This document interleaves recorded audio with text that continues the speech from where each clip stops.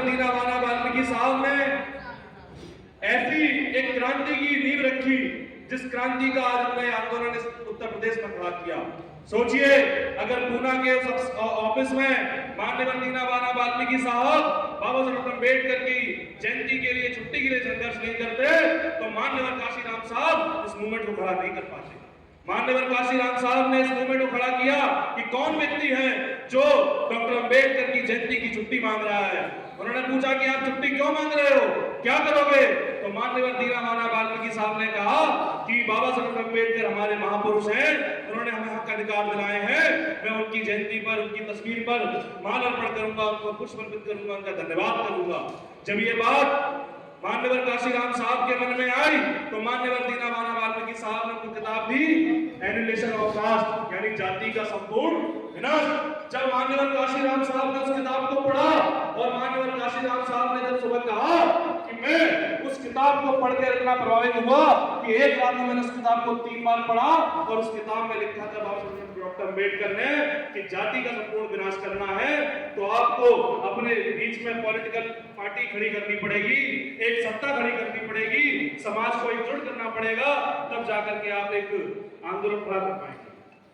सम्मानित साथियों, आप सोचिए, हम लोग वाल्मीकि समाज की बात करते हैं। आज वाल्मीकि समाज की स्थिति क्या है? दुनिया चांद पर पहुंच गई, भारत ने चंद्रयान बना दिया, पर आज भी सीवर में घुसने के लिए कोई मशीन नहीं बन पाई। आज भी सीवर को साफ करने के लिए इस भारत में कोई मशीन नहीं बन पाई। आज भी नाली खंडों की सफाई एक मैनुअल स्केलिंग की जाती है, यानी एक जाति के लोगों के द्वारा की जाती है। एक जाति के लोगों को पढ़ाने का अधिकार और एक जाति के लोगों को सफाई करने का अधिकार, ये किसने दिया? एक जाति के लोग विद्वान होंगे और एक जाति के लोग नालियों को साफ करेंगे। बाबा साहब अम्बेडकर ने आगरा की धरती पे कहा था कि आपको असम्मानजनक काम छोड़ने पड़ेंगे मेरे लोगों को। काम करना कोई बुरा नहीं है, पर बाबा साहब अम्बेडकर ने कहा था जिस व्यवसाय में आपको सम्मान न मिले उस व्यवसाय को छोड़ना पड़ेगा। इसलिए डॉक्टर अम्बेडकर ने कहा कि शिक्षित बनो, संगठित रहो, संघर्ष। पहली बार जब वाल्मीकि समाज के लोगों ने पढ़ाई लिखाई करना शुरू की, उनके आईएएस अधिकारी बने, उनके डीएम कलेक्टर बने, तो उन्होंने सोचा ये लोग कैसे डीएम कलेक्टर बन रहे हैं, कैसे आईएएस अफसर बन रहे हैं, कैसे ये नेता बन रहे हैं। तो उनको मालूम पड़ा कि इनके माँ बाप ने सफाई कर करके इनके बच्चों को पढ़ाना शुरू कर दिया। फिर उन्होंने देखा कि हमारी सरकार बन गई और सरकार में सोचिए, भारत के अंदर ये पहली बार सोचा गया कि सफाई कर्मचारी की भर्ती होगी। यानी अब तक सरकार ने कभी सोचा ही नहीं कि सफाई कर्मचारियों की भर्ती होगी। जिस तरह शिक्षकों की भर्ती होती है, जिस तरह से और कामों के लिए भर्ती होती है, तो क्या सफाई के लिए भर्ती नहीं होनी चाहिए? उन्होंने मान लिया सफाई काम केवल एक ही जाति का। उन लोगों ने मान लिया सफाई काम केवल एक ही जाति का है।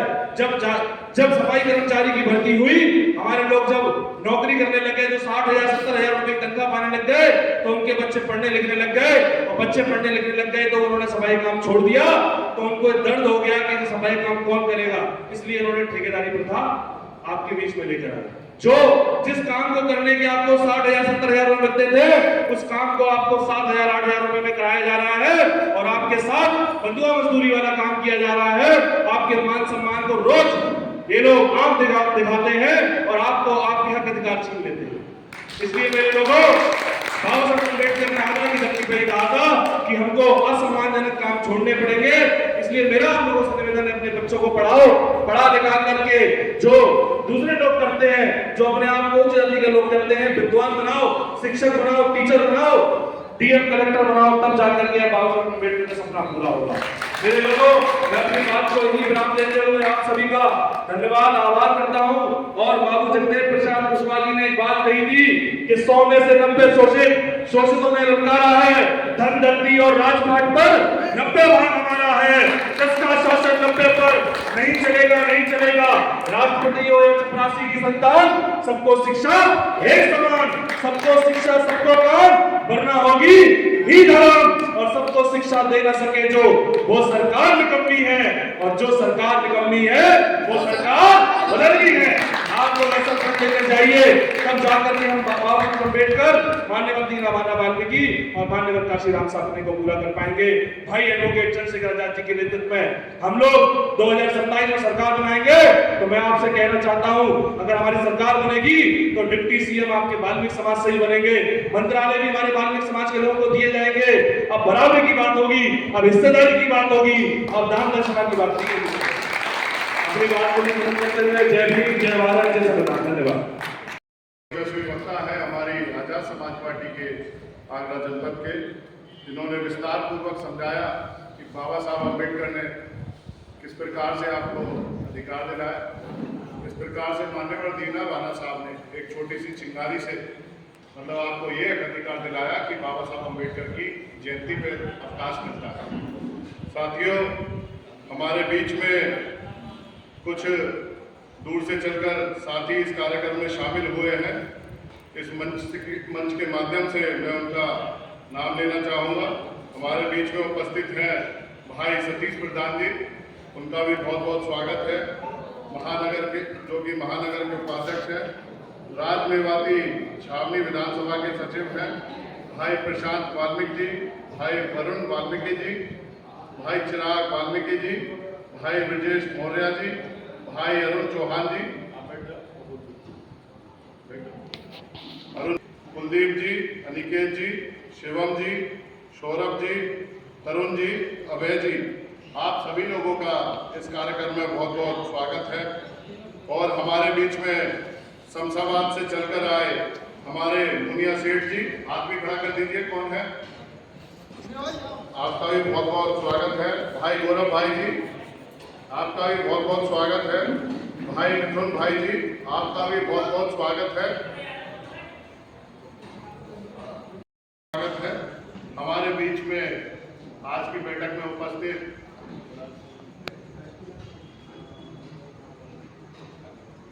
वाल्मीकि महापंचायत के कैलाश चंद वाल्मीकि जी से मैं अनुरोध करूंगा कि वो मंच पर आ जाएं और आप अपना स्थान ग्रहण करें। बैठकों में यही कहता हूं कि आप 1-2 घंटे नहीं बैठ पाते तो समाज के लिए संघर्ष कैसे करें।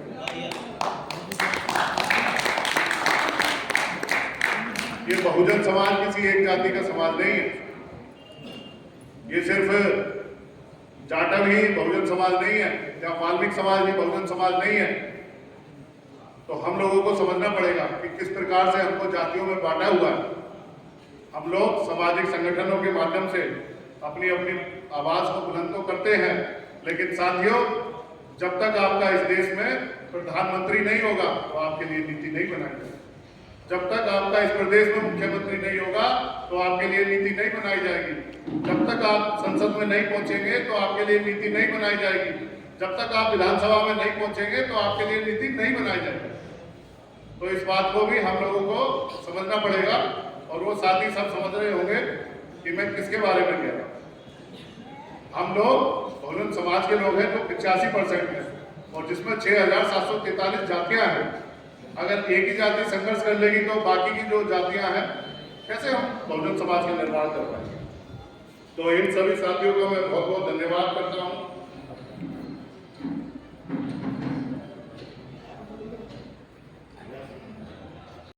आज हमारी पार्टी का लगातार जनाधार बढ़ा रहे हमारे आदरणीय मंडल के प्रभारी व भाईचारा कमेटी के हमारे आदरणीय मलखान सिंह व्यास जी का मैं स्वागत करता हूं और मैं उनसे अनुरोध करता हूं कि वो मंच पर आएं और अपने विचार रखें। आदरणीय मलखान सिंह व्यास जी, आप ताली बजा के स्वागत किया करें। अपने महापुरुष माननीय वाल्मीकि दीनदयाल जी का जन्मदिन बनाने के लिए आए हुए हैं। आज उनके जन्मदिन पर एक विचार गोष्ठी रखी गई है।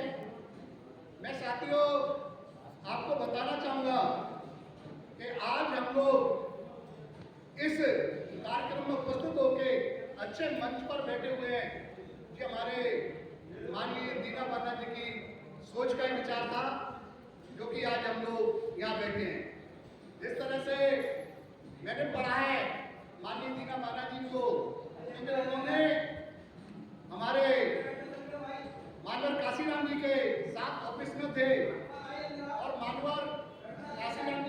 ऑफिस में थे और 14 अप्रैल की छुट्टी थी, वहाँ छुट्टी नहीं होती।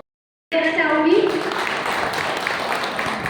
मैं ग्राम पंचायत बगदा से सुषमा देवी वाल्मीकि। ज्यादा बोलना नहीं आता, उसके लिए क्षमा कर दीजिएगा। मैं बगदे की प्रधान। आप सभी के लिए भी सामान्य बात होगी कि हमारे वाल्मीकि समाज की कोई बहन है जो प्रधान है, और मैं आज इस मंच के जरिए बाबा साहब को बहुत बहुत धन्यवाद देना चाहूँगी दिल की गहराइयों से, कि जो मुझे यहाँ लाके बिठा दिया, क्योंकि हमारे समाज के बहन को अपना सम्मान देने के लिए नहीं था, लेकिन मुझे प्रधान बनाया गया। मैं इसके लिए बाबा साहब अगर होते तो उनका ये बात के लिए धन्यवाद देना चाहती कि मुझे प्रधान बनाया। और बस यही कहना चाहूँगी कि अपनी बेटियों को पढ़ाएं, आगे बढ़ाएं। जैसे आज मैंने अपने माँ बाप का, अपने भाइयों का, अपनी समाज का नाम रोशन करा, वो भी ऐसे नाम रोशन करें। धन्यवाद। सीमित रह जाते हैं या वहां तक की बात करते हैं? क्या ये सब हमारे नसीब में भी था? क्या हम इतने कमजोर हैं? हम इतने कमजोर नहीं हैं। बाबा साहब अम्बेडकर ने संविधान में ये अधिकार दिए हैं कि एक वाल्मीकि का बच्चा, एक चमार का बच्चा सांसद बनेगा, एक वाल्मीकि का बच्चा विधायक बनेगा, एक वाल्मीकि का बच्चा मुख्यमंत्री और प्रधानमंत्री बन सकता है। तो हमारे नसीब में यही लिखा है कि हम सफाई कर्मी बनेंगे। अब हम नहीं बनेंगे तो छोड़ देंगे काम को करना। और यहाँ बैठे हुए सभी लोगों से मैं अनुरोध करूंगा कि अब यहाँ तक सीमित ना रहे, अब आप शासन सत्ता की बात करें, क्योंकि जब से भाई चंद्रशेखर आजाद जी आए हैं, लाखों करोड़ों युवा भाई के संघर्ष में साथ देते।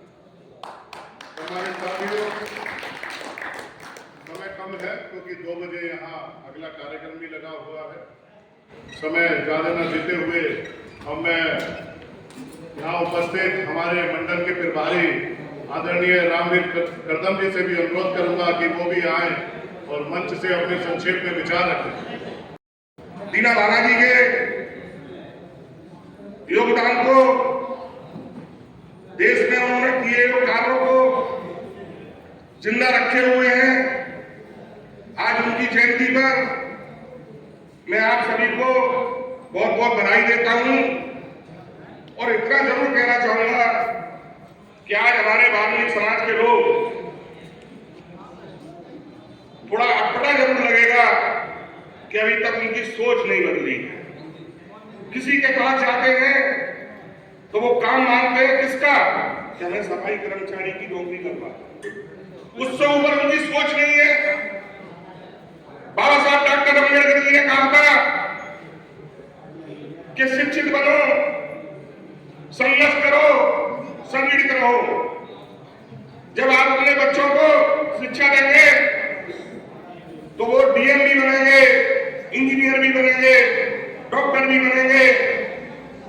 सबसे पहले मैं वाल्मीकि समाज के अपने भाइयों से कहना चाहूंगा कि सबसे पहले बाबा साहब की इस बात को मानना चाहिए, अपने बच्चों को शिक्षित बनाना चाहिए, जिससे वो कलेक्टर भी बन सके, इंजीनियर भी बन सके, डॉक्टर भी बन सके।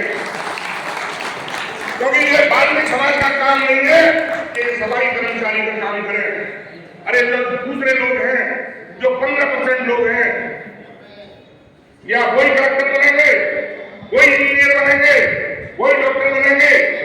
नहीं, क्योंकि उन्होंने अपने समाज में सबसे पहले अपने बच्चों को शिक्षा का बढ़ाने का काम किया। आज हमारे लोग अन्य चीजों में उलझे रहते हैं, अपने बच्चों को नहीं पढ़ाते हैं। दूसरा, समाज में जो संगठन होना चाहिए वो बहुत बिखराव है। संगठन होना चाहिए हमें अपने अधिकारों की लड़ाई के लिए, पर वो अधिकारों के लिए नहीं लड़ते हैं, खुद आपस में ही संघर्ष करना बैठ जाते हैं।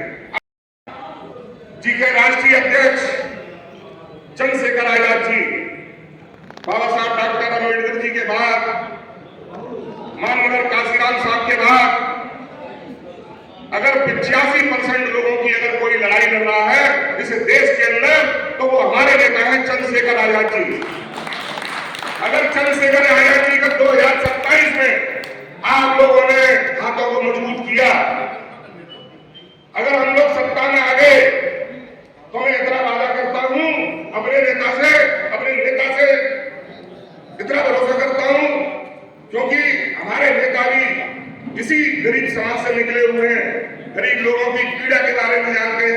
उनके अधिकारों के बारे में जानते हैं। अगर हमारी सत्ता हुई तो आपको सत्ता में साझेदारी भी मिलेगी, हिस्सेदारी भी मिलेगी। और जहां तक नौकरियों का सवाल है, जो आज तक इस सरकार ने जो हमारा आरक्षण है वो पूरा नहीं किया। हमारी सरकार में सबसे पहले जो दलितों का जो आरक्षण है वो सबसे पहले पूरा किया जाएगा, ये मैं आपसे वादा करता हूँ। भाई विकी आजाद जी बहुजन समाज में जन्मे सभी संतों गुरुओं महापुरुषों को नमन करते हुए और माननीय बीना माला जी की 18वीं जयंती पर आप सभी लोगों को हार्दिक शुभकामनाएं, मंगल कामनाएं। भीम आर्मी के चीफ आजाद समाज पार्टी काशीराम के राष्ट्रीय अध्यक्ष बड़े भाई एडवोकेट चंद्रशेखर आजाद जी को अपना आदर्श नेता मानते हुए इस प्रदेश का कुशल नेतृत्व कर रहे इस प्रदेश के प्रदेश अध्यक्ष आदरणीय सुनील कुमार चित्तौड़ साहब को अपना आदर्श नेता मानते हुए महंत मंचासी, इस आगरा मंडल के प्रभारी और आज इस बैठक के मुख्य अतिथि मेरे बड़े भाई रविंद्र पारस सिंह, मंडल के प्रभारी मलकान सिंह व्यास जी, दूसरे मंडल के प्रभारी भाई रामवीर करदम जी और इस जिले के मुख्य जिला प्रभारी भाई शशांक बोस जी। और काफी समय से हम लोग देख रहे हैं कि इस मूवमेंट में सामाजिक स्तर पर, राजनीतिक स्तर पर जिन्हें हम लोगों ने हर मंच के माध्यम से सुनने का काम किया, हमारे बड़े भाई एडवोकेट पात्रे जी यहाँ बैठे हुए हैं, उनको भी मैं सादर जय भीम बोलने का काम करूंगा। और इस जिले के जिला उपाध्यक्ष भाई पवन चौधरी जी और पत्ता गांव की ग्राम प्रधान हमारी बहन सुषमा सिंह जी और सम्मानित मंच सामने बैठे सभी बुजुर्ग युवा साथी, सभी को मेरा सादर जय भीम। सम्मानित साथियों, मैं एक बात कहना चाहूंगा कि व्यक्ति पैदा होता है जातियों में, लेकिन जब उस व्यक्ति के विचार अपने विचारों के माध्यम से वह व्यक्ति महापुरुष का रूप धारण कर लेता है तो उस महापुरुष की कोई जाति नहीं होती। तो हमें अपने महापुरुषों को जातियों में न मान करके हमें बहुजन समाज के महापुरुष के नाम से संबोधन करना चाहिए। हम लोग देख रहे हैं तमाम वक्ता आ रहे हैं, तमाम सारी बातें कर रहे हैं, तो माननीय दीना नाना जी वो शख्सियत है, अगर दीना नाना जी नहीं होते तो साहब काशीराम कभी साहब काशीराम नहीं बन पाते और साहब काशीराम नहीं बन पाते तो ये बहुजन समाज इस उत्तर प्रदेश के अंदर 4 बार सत्ता का स्वाद नहीं चल पाता। और मैं कहना चाहूंगा कि हमें कभी महापुरुषों को जातियों में नहीं बांटना है, हमें SC, ST, OBC और मानव भी मानने वाले सभी महापुरुषों को मानना है और उनके विचारों पर चल करके आने वाले चुनाव में हमें इस बहुजन समाज के बोर्ड को एकजुट करके हम लोगों ने ये कर दिखाया है। हम लोगों ने 2007 में इस प्रदेश की सत्ता को हमने अपने हाथ में दिया था, वही इतिहास हम लोग बड़े भाई एडवोकेट चंद्रशेखर आजाद जी और भीम आर्मी आजाद समाज पार्टी के मेहनत करे उस इतिहास को फिर से दोहराने का काम करेंगे साथियों। वो इतिहास जब दोहराया जाएगा जब यहाँ बैठे हुए लोग हम लोग आपस में जाकर 6743 जातियों में बहुजन समाज के SC, ST, OBC में जाकर के भाईचारा पैदा करेंगे। जब हम लोग भाईचारा पैदा कर लेंगे और भाईचारा पैदा करने के बाद जब हम 85% वोट को एकजुट कर लेंगे और भाई एडवोकेट चंद्रशेखर आजाद जी को घर घर तक पहुंचाने का काम करेंगे, आजाद समाज पार्टी के चुनाव चिन्ह केंद्रीय को घर घर पहुंचाने का काम करेंगे, तब जाकर के वो सपना साकार होगा। केवल घर जाकर के बैठने से और इस मंच पर बड़े बड़े भाषण देने से हम लोग इस प्रदेश की और इस देश की सत्ता पर काबिज नहीं हो सकते। सत्ता पर काबिज होने के लिए सुबह से लेकर शाम तक समाज के बीच में जाना होगा, समाज को तैयार करना होगा, समाज को जागरूक करना होगा और बहुजन समाज की विचारधारा बहुजन समाज को घर घर तक पहुंचाना होगा। माननीय काशीराम साहब के द्वारा दिए गए नारे, माननीय दीना नाना जी द्वारा दिए गए नारे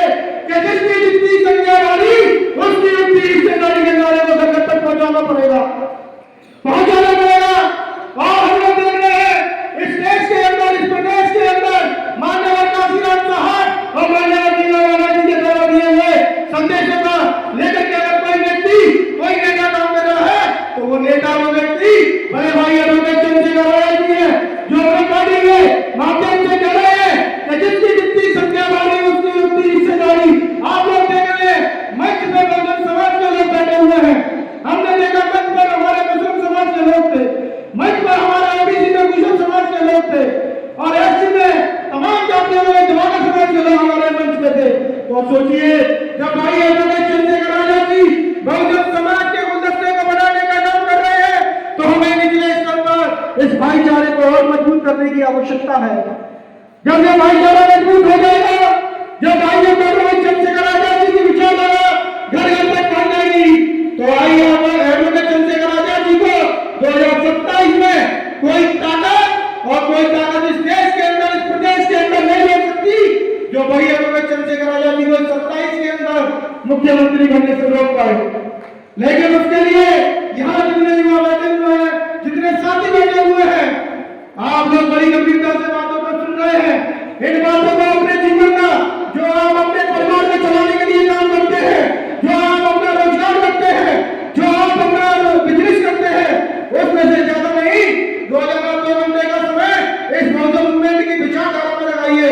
जब आप इस बहुजन मूवमेंट की विचारधारा को काम मजबूत करने का काम करेंगे, तो आप यकीन मानिए 2027 में आजाद समाज पार्टी को बड़ी ताकत बन के उभरेगी कि पूर्व कांग्रेस की सरकार को छोड़िए, हम लोग इस उत्तर प्रदेश में 27 के किसी भी हमारे बड़ा सरकार नहीं बनने देंगे। वो ताकत बनाने के लिए हमें यही काम करना होगा, लोगों को जागरूक करना होगा, बहुजन विचारधारा को बहुजन आइडियोलॉजी को घर तक पहुंचाने का काम करेंगे। तो सम्मानित साथियों, मुद्दा भाग है, मैं अपनी गाड़ी में विराम दूंगा और आप लोगों से निवेदन के साथ विदा लूंगा कि हम लोग को घर घर जाकर के बहुजन विचारधारा को फैलाने का काम करना होगा।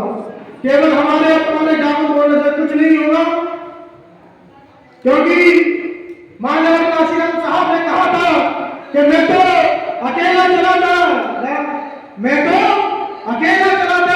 लोग जुड़ते हैं और कारवां बनता गया। यही जय महाराज जय संग्राम।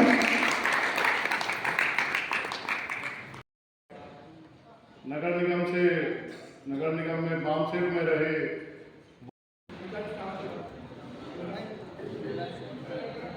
हमारे राजेश चौहान जी का, प्रदेश के कोर कमेटी सदस्य व आमिर उस्मानी जी स्वागत करते हुए, हमारे बीच में कैलाश चौहान जी हैं, आमिर उस्मानी जी उनका साफा बांधकर स्वागत करें। हाँ, सम्मानित साथियों, हमारे बीच में पॉलिटिकल जस्टिस पार्टी के प्रदेश अध्यक्ष एडवोकेट सुरेश पात्रे जी भी यहाँ पर उपस्थित है। मैं उनसे अनुरोध करूंगा कि वो मंच पर आए और अपने विचार रखें। हम लोगों को समझना ही पड़ेगा। सम्मानित साथियों, वाल्मीकियों का इतिहास बहुत बड़ा है। इस वाल्मीकि समाज में वीरांगनाएं, योद्धाएं, बहुत महापुरुष हुए हैं जिन्होंने इस वाल्मीकि समाज को ही नहीं, पूरे बहुजन समाज को जागरूक करने का काम किया है। मैं आज इस मंच के माध्यम से कुछ महत्वपूर्ण बातें आपके बीच में करने के लिए अनुमति चाहूंगा। आज की इस कार्यक्रम की अध्यक्षता कर रहे हैं हमारे तमाम मंचासीन नेतागण बैठे हैं, भारत जी हैं और तमाम बहनें किन के नाम लूं। सम्मानित साथियों, जैसा कि हम लोग कभी कभी इस बात पर उंगली उठाते हैं कि वाल्मीकि समाज के लोगों को अभी तक राजनीतिक जागरूकता नहीं है, सामाजिक वैचारिक क्रांति अभी उनमें नहीं आई है। ये मैं जानता हूं कि हमारे इतिहास को मनुवादियों ने दबाने का काम किया। बहुजन समाज के जितने भी महापुरुष थे, ऋषि मुनि थे, उनके इतिहास को दबाने का काम किया। वो उनकी अपनी सोच थी। हम किसी ब्राह्मणवाद के खिलाफ नहीं है, लेकिन हम लोग मनुवाद के खिलाफ हैं और उसी मनुवाद का शिकार हमारे दीना भाना वाल्मीकि जी हुए थे। जब दीना भाना वाल्मीकि जी जयपुर जनपद के, राजस्थान के जयपुर जनपद के गांव में रहा करते थे, तो दीना भाना वाल्मीकि जी के बारे में आप सब लोग ज्यादा से ज्यादा जानते हैं। वो एक भैंस पालने का मामला था और वो मनुवादी सोच के व्यक्ति ने दीना भाना का, उनके परिवार का अपमान करके वो भैंस बेच करके सुअर पालने का निर्देश दिया। तो दीना भाना जी एक जिंदी टाट के व्यक्ति थे, जमीन वाले व्यक्ति थे, स्वाभिमान वाले व्यक्ति थे। उन्होंने अपने को अपमानित महसूस करके वो गांव छोड़ दिया। ऐसे थे दीना भाना वाल्मीकि जी। और दिल्ली में बाबा साहब के एक सभा को उन्होंने अपने कानों से सुना, आंखों से देखा। वहीं से बाबा साहब की प्रेरणा लेकर के वो महाराष्ट्र के अंदर DOID के वहां जाकर के 4th क्लास के एम्प्लॉय भी बने, वहां मान्यवर काशीराम साहब भी सर्विस करते थे। उसी दौरान आपको मैं बता दूं, मैं ये बात इसलिए कहना चाहता हूं, कुछ साथियों को अच्छी लगेगी, कुछ को बुरी लगेगी, लेकिन सच्चाई हमेशा सामने आनी चाहिए। मनुवादियों ने तो हमारी बाबा साहब की नहीं, तमाम लोगों की जो उपलब्धियां थी उन सबको दबाने का काम किया, लेकिन इस उत्तर प्रदेश के अंदर, इस देश के अंदर जो मान्यवर काशीराम साहब ने, जो दीना भाना वाल्मीकि जी ने जो काशीराम साहब को एक प्रेरणा का सूत्र दिया, जो चिंगारी लगाई और पूरे देश के अंदर एक भूचाल ला दिया, वो देन काशीराम साहब को दीना भाना वाल्मीकि जी के द्वारा प्राप्त हुई। हम लोग नहीं जानते थे दीना भाना वाल्मीकि जी कौन है, हम नहीं जानते थे कि बाबा साहब भीमराव अम्बेडकर कौन है। खासतौर से इस आगरा में बाबा साहब 2 बार आए, लेकिन हमारे एक विशेष वर्ग के हमारे भाई जो जाटा चमार जात के नाम से जाने जाते हैं, उन लोगों ने तो बाबा साहब को गहराई से समझा, सुना, शिक्षित बनो, संगठित हो, संघर्ष हो, और आज वो आगे आए। लेकिन वाल्मीकि समाज के लोगों को ये पता नहीं चला कि बाबा साहब डॉक्टर भीमराव अम्बेडकर जी पूरे देश में कौन सा मिशन लेकर के चल रहे हैं। सम्मानित साथियों, सबसे बड़ी बात यह है कि हम लोगों को मंचों से जब काशीराम साहब आया करते थे तो बताया करते थे कि बाबा साहब हमारे एससी वर्ग के थे, संविधान उन्होंने लिख दिया, लेकिन कभी ये नहीं बताया कि बाबा साहब महार जाति के थे, और महार जाति महाराष्ट्र में सफाई के काम से जुड़ी हुई जाति के लोग हैं। हमें बहुत बाद में पता है, जब ये बात हमको पता लगा कि बाबा साहब डॉक्टर भीमराव अम्बेडकर जी महार जाति सफाई पेशे से जुड़े हुए वर्ग से आते हैं, तो कुछ लोगों को बाबा साहब के प्रति प्रेम जागा। और जब प्रेम जागा तो मैं इस आगरा में एक ग्रामीण क्षेत्र से जनपद मैनपुर हुआ करता था, आज फिरोजाबाद में मेरा गांव आता है। मैं यहाँ 81 में आगरा में आकर के, और मैं बहुजन समाज पार्टी के मान्यवर काशीराम साहब के विचारों को जब सुना, पार्टी के चित्तौड़ साहब और तमाम हमारे जो साथी थे उनके साथ में जब हमने बाबा साहब को मान्यवर काशीराम साहब के माध्यम से सुना, नैन कुमारी मायावती जी के माध्यम से सुना, तो हम लोगों को एक प्रेरणा मिली और हम भी इस मिशन के विचारधारा से जुड़ने का काम किया। सभी वक्ताओं ने अपने अपने वक्तव्य में हमारे महापुरुष वाल्मीकि दीना भाना जी की जीवनी पे प्रकाश डालने का काम किया। मैं उन बातों को नहीं दोहराऊंगा। आप लोगों का बहुत बहुत आभार व्यक्त करता हूं। यह कार्यक्रम 11 बजे से चल रहा है, लगभग 4 से 5 घंटे हो गए, और आप लोग यहाँ त्योहार बहुत नजदीक है, वर्किंग डे है, जैसा कि हमारे चौहान साहब अपनी ड्यूटी का समय निकाल कर आए हैं, तो मैं आप लोगों का दिल के अनंत गहराइयों से बहुत बहुत आभार व्यक्त करता हूं, और आपसे आशा उम्मीद करता हूं कि समय समय पर आपने अपना स्नेह, अपना प्यार, अपना आशीर्वाद, अपना सहयोग मुझे दिया है। आगे भी आप इसी प्रकार से मेरा सहयोग करते रहेंगे। सम्मानित साथियों, ज्यादा समय नहीं लूंगा, चंद मिनटों में अपनी बात समाप्त कर दूंगा। सम्मानित साथियों, एक लंबा समय मैंने आप लोगों के बीच में बिताया है। वाल्मीकि दीना भाना जी की जयंती मनाई जा रही है। विचार गोष्ठी के माध्यम से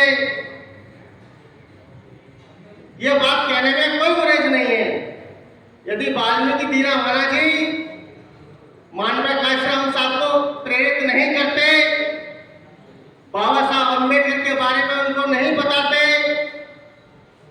तो साथियों माननीय काशीराम साहब इतना बड़ा मिशन मूवमेंट का कारवा खड़ा नहीं कर पाते। यदि ये कारवा नहीं होता तो बहुजन समाज पार्टी नहीं होती, और ना ही ये इतना बड़ा प्लेटफॉर्म होता।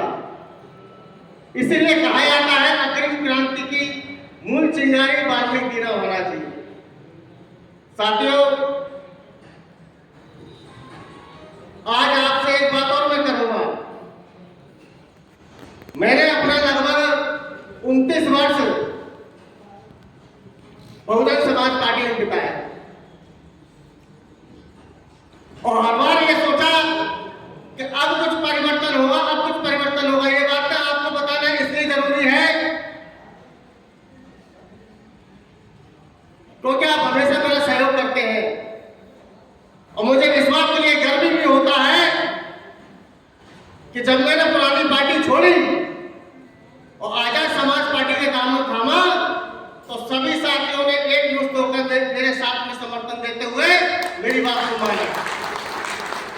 किसी ने ये नहीं कहा कि आप ये गलत निर्णय ले रहे हैं, सबने ये कहा कि आपका निर्णय सही है, हम आपके साथ हैं। यदि भाई चंद्रशेखर आजाद जी ना होते तो वो मामला वहीं दबा दिया जाता। अरुण वाल्मीकि प्रकरण अगर हो मंडी का, भाई चंद्रशेखर आजाद जी की अहम भूमिका रही। हरियाणा में अरुण वाल्मीकि वाला प्रकरण, जब मान लो स्थायीकरण की बात हो रही हो तो मानना काशीराम साहब कहा करते थे कि सड़क से लेकर संसद तक लड़ना पड़ेगा। आज इस परिस्थितियों में यदि सड़क से लेकर संसद तक कोई संघर्ष कर रहा है तो भाई चंद्रशेखर आजाद जी कर रहे हैं। आज जहां भी दबे कुचले लोगों पर अन्याय अत्याचार हो रहा है तो साथियों खौफ, केवल खौफ कहीं दिखता है भीम आर्मी आजाद समाज पार्टी का। प्रशासन भी खौफ खाता है। यदि वाल्मीकि के साथ, दिवाकर के साथ, खटीक के साथ, कठेरिया के साथ, किसी अल्पसंख्यक के साथ, पिछड़े वर्ग के साथ कोई अन्याय अत्याचार होगा तो कोई आएंगे तो भीम आर्मी के लोग आएंगे, आजाद समाज पार्टी के लोग आएंगे, भाई चंद्रशेखर आजाद आएंगे। तो साथियों मैं धन्यवाद देना चाहता हूं नगीना के लोगों का, वाल्मीकि समाज के लोगों ने, अल्पसंख्यक के भाइयों ने, पिछड़े वर्ग के साथियों ने तन मन और धन का सहयोग करते हुए भाई चंद्रशेखर आजाद को भारत की सबसे बड़ी पंचायत मेंबर ऑफ पार्लियामेंट में भेजने का काम किया। आज वर्तमान की जो राजनीति है, वर्तमान के जो हालात है, उनको देखते हुए हमें सजग रहना पड़ेगा। हम बात करते हैं हक और अधिकारों की, तो साथियों हक अधिकार के लिए संघर्ष करना पड़ता है। आज धीमे धीमे सारे विभाग निजीकरण किए जा रहे हैं, प्राइवेट सेक्टर में जा रहे हैं। 2 अप्रैल 2018 का मामला पूरे भारत में चक्का जाम हो गया। आगरा के कलेक्ट्रेट में नीला झंडा लगा दिया गया। साथी इन लोगों ने सोच लिया कि हम आरक्षण को खत्म नहीं कर सकते, हम संविधान में संशोधन नहीं कर सकते। ये बहुजन समाज के लोग बहुत जागरूक हैं, इन्होंने रास्ता चेंज कर लिया। धीमे धीमे साथियों इन्होंने निजीकरण करना शुरू कर दिया। आगरा नगर निगम, विक्की आजाद जी, जब हमारा वाल्मीकि समाज का एक सफाई कर्मी चला जाता था तो वह हथकड़ी काम चाहता था। आज हमारे ट्रेड यूनियन के लोग इस भारतीय जनता पार्टी की सरकार ने, क्योंकि हमारे लोग वहां कार्यालय मिले हुए थे, वहां प्लान करते थे, हमारे लोगों के हक अधिकार की लड़ाई लड़ने का काम करते थे, धीमे धीमे उनके कार्यालय खाली करा लिए, ट्रेड यूनियन का अस्तित्व खत्म कर दिया। बड़े पैमाने पर निजीकरण हो गया। आगरा में नगर निगम, नगर पालिका, टाउन एरिया पंचायतों में निजीकरण करके ठेकेदारी व्यवस्था कायम कर दी। सोचने का विषय है वाल्मीकि समाज के भाइयों, आप अच्छी शादियां करते, अच्छे विवाह शादी करते, बच्चों को पढ़ा रहे, लिखा रहे, अच्छे मकान बना रहे हो, 8-8, 10-10 हजार में 2-2 टाइम की नौकरी करनी पड़ रही है। मैं शमशाबाद में, मैं खेड़ागांव में देखता हूँ, वहां में देखता हूँ, तो सुबह व्यक्ति जाएगा, फिर दोपहर में उसे ड्यूटी करनी पड़ेगी, शाम तक 12,000 रुपये मिल रहे हैं। इस 10-12 हजार में क्या तो आप अपने बच्चों को पढ़ा लिखा लोगे, क्या उन्हें अच्छी शिक्षा दे दोगे, क्या नौकरी रोजगार से लगा दोगे? साथियों सोचने का विषय है। ये धीमे धीमे कमजोर कर रहे हैं। बड़ा विभाग हुआ करता था टेलीकनेक्शन, BSNL खत्म कर दिया, रेलवे आधा से निजीकरण कर दिया, एयरलाइंस आधा से निजीकरण कर दिया। जब सब कुछ निजीकरण हो जाएगा, सब प्राइवेट सेक्टर में चला जाएगा तो सरकारी नौकरी एक ख्वाब हो जाएगा। खिलाफ है, वो चाहते हैं कि स्थायीकरण हो। हर वर्ष लाखों लोग हमारे सीवन में खत्म हो जाते हैं। जैसे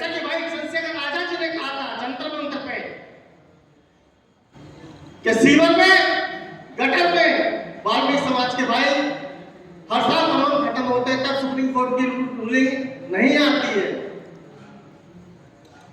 ये क्या है यूजीसी? उच्च शिक्षा संस्थानों में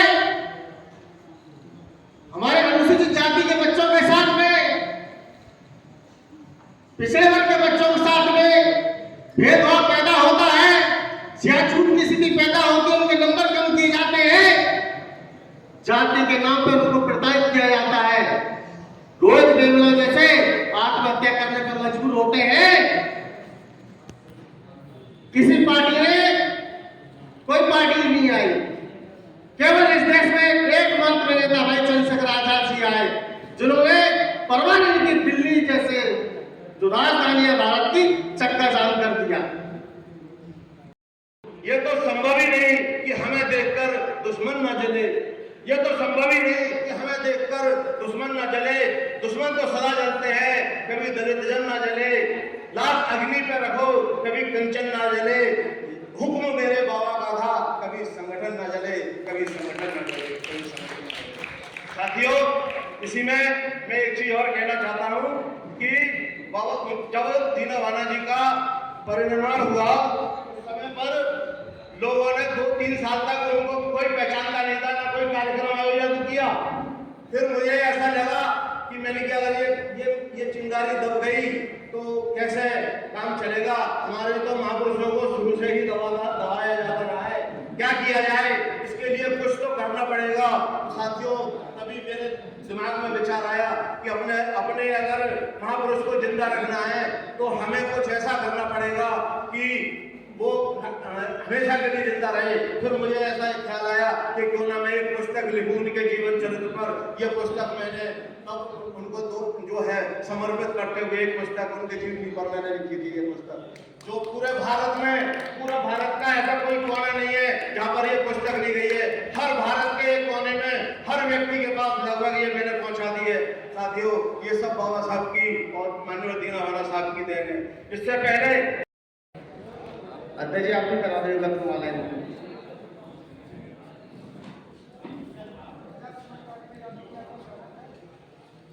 भाई कुशाल आ गए, चले कुशाल आया।